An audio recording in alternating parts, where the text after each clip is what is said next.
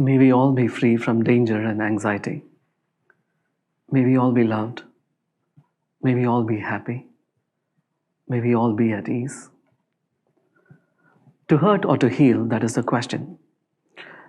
In 2001, when the 9/11 attacks happened, I was a graduate student in New Orleans.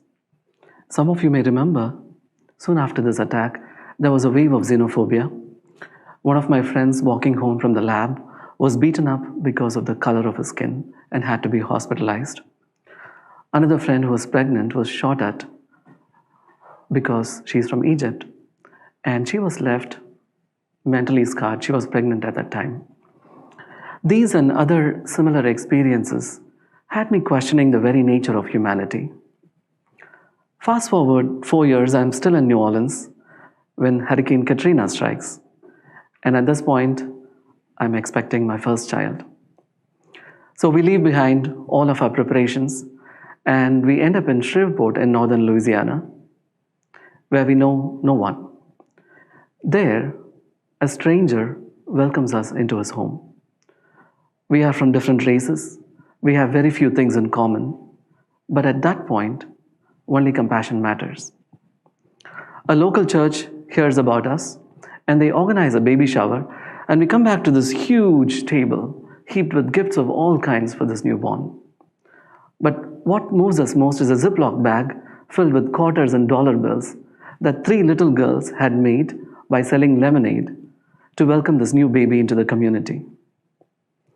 We see this all the time: human greed and cruelty, injustice, inequality, indifference, being balanced out by valiant acts of compassion and love.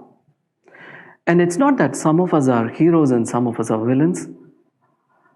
We are all capable of being kind and cruel in the same breath, but it comes down to choice. Dr. Viktor Frankl was a victim of the Holocaust. He witnessed extraordinary cruelty and suffering in the concentration camps. But he also saw that in the middle of all of this horror, there were some people who were willing to be kind and compassionate to their fellow prisoners, sometimes to their own detriment. So he wrote this in his book, Man's Search for Meaning. Everything can be taken from a man except one thing, the last of human freedoms, to choose one's attitude under any set of circumstances, to choose one's own way. My friends, I come to this stage with an audacious dream of a world made more beautiful, more kind, more peaceful, more sustainable by choices of healing. And I bring with me a tool that can make us choose those healing choices. And that tool is compassion. Compassion is the ability to notice suffering without judgment and seek to alleviate that suffering. Within that simple idea of noticing suffering and alleviating suffering without judgment lies an entire plethora of human possibilities. Compassion is a healing force because it breaks the you versus me barriers. It thrives on connection, subscribes to abundance, celebrates equality and fairness, and acknowledges the need for all of us to access love, happiness, and purpose. Like the many threads that make a beautiful tapestry, many acts of compassion come together to create a happier and a healthier world. So to choose compassion is to choose healing.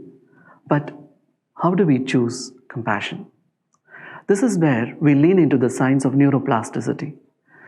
Neuroplasticity is simply the recognition that our brains are plastic organs and can be rewired throughout our lifetimes. One of the fundamental principles of neuroplasticity is the Hebb's law, which states that neurons that fire together, wire together. So if we repeat a thought or an action over and over, we are creating and sustaining neural circuits for that action. And in times of decision making, that becomes our go-to pathway. So for example, if I drive a car 1,000 times, driving becomes second nature to me. If I am thinking and practicing compassion over and over, then in times of need, compassion becomes my go-to response because my brain is now hardwired for compassion. I want to offer today a powerful but simple strategy to wire our brains for compassion. This is the idea of microcompassion. But before I talk about microcompassion, I would like for you to consider your own personal motivation for compassion. And you can do this by asking two questions. The first question is, what is the reward value that compassion has for you? In other words, why do you want to be compassionate? Does it make you feel happy, connected, purposeful? And the second question is, what limiting beliefs do you have about compassion? Do you see it as a weakness? Do you see it as a religious experience? Do you believe that your small act of compassion may not have a bigger impact on the world? The reason why I would like for you to look at your personal motivation for compassion is because this is what allows you to want to access compassion in times of decision making. With that done, let's talk about microcompassion and how we can access our brain or allow our brains to access microcompassion. Microcompassion is tiny, deliberate, consistent, everyday acts of compassion. It is the ability to see our normal, everyday, mundane, routine experiences as opportunities to be compassionate. It is also knowing that we don't have to wait for that one big grand act of compassion that will define us. In fact, microcompassion facilitates other compassionate activities. And we can practice microcompassion by asking a very simple question. And that question is, how can I bring compassion to my current experience? That is it. Whether you're at work or at home or on the road, if you are motivated to ask this question, how can I bring more compassion to my current experience, you will see the pulse and the outcome of that experience is changed. For example, if I'm having an argument with my wife, and in the heat of the moment, I'm motivated to think, how can I bring more compassion to my current experience? Suddenly, I might realize that she is suffering just as I am, and then I would be motivated to see from her perspectives, throw away my judgments, and look at solutions and reconciliation rather than acting from a place of ego. Or I might be burnt and stressed out, and if I'm motivated to ask, how can I bring more compassion to my current experience, then I might realize that I'm deserving of love and care and TLC as much as anybody else, and then I might give myself a little bit me time in my calendar to rest and revive. Or if nothing else, just walking into a place and recognizing that everybody needs love and care, I might practice some loving kindness. May we all be free from danger and anxiety. May we all be loved. May we all be happy. May we all be at ease. This is all it takes. Simple actions, simple thoughts. But we need to close that habit loop by remembering to acknowledge that every time we act compassionately, we can feel good. Allowing ourselves to feel good is the reward part of that habit loop.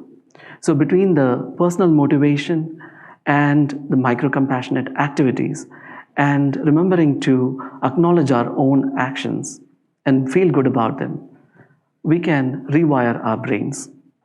Finally, I want to end with the idea that no act of compassion, however small, is ever wasted. When I was about 5 years old, I was walking back home after lunch with my father, and we passed a fruit cart. In India, in those days, we used to have fruit carts on the roadsides. And I saw this shop, this fruit cart with grapes, and I reached out and I swiped a bunch of grapes.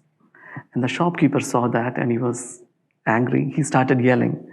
And my father immediately came to my defense and said, "My son won't do this." And then he turns and looks at me. And by this time, I've taken those grapes, I've put it in my mouth, and I'm standing there like that. And so my father turns around to the shopkeeper, apologizes, and buys some grapes from him. Now the shopkeeper is happy. And then he turns to me and gives me the grapes, and I'm happy, not because I have grapes, but because I didn't get a whooping, which I thought I was going to get. But all he said to me was, "My son, if you need anything, just ask me." My father died about 6 months after that. And 4 decades later, this is still one of the strongest memories I have of my father. And I believe that incident still influences the way I work through situations with a little bit more kindness, a little bit more compassion. So, this is the message I want to share.